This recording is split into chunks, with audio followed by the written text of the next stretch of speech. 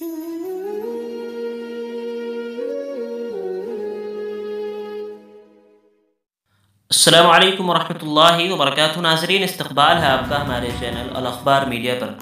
ناظرین، تبلیغی جماعت کا تحفظ اور اس کی حمایت علماء کی ذمہ داری ہے۔ صدر جمعیت علماء ہند مولانا محمود مدنی کی جمعیت کے تمام ذمہ داروں اور کارکنوں سے مخلصانہ اپیل۔ تبلیغی جماعت اس وقت دنیا کی سب سے بڑی پرامن دینی و تعمیری تحریک ہے۔ اس جماعت نے اپنی 100 سالہ تاریخ میں مسلم نوجوانوں کو میخانوں سے نکال کر مسجدوں میں لانے، اللہ کے بندوں کو اللہ سے ملانے اور شر کے راستے سے ہٹا کر خیر کے راستے پر لگانے کا کام کیا ہے۔ دنیا انسانیت کے لیے انتہائی خیر خواہ تنظیم ہے۔ جو لوگ یا حکومتیں ان کی مخالفت کر رہی ہیں وہ حقیقت سے ناواقف ہیں یا بے بنیاد پروپیگنڈے سے متاثر ہے۔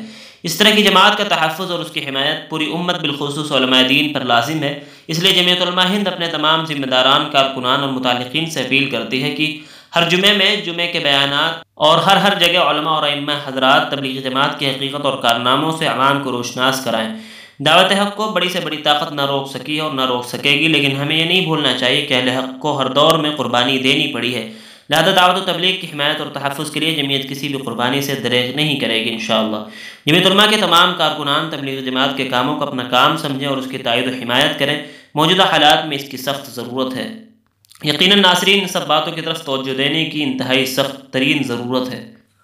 اس خبر کے متعلق آپ کی کیا رائے کمنٹ باکس میں ضرور لکھیں۔ ویڈیو کو لائک اور شیئر کر دیں، چینل کو سبسکرائب کر کے بیل آئیکن ضرور دبا دیں۔ شکریہ، السلام علیکم۔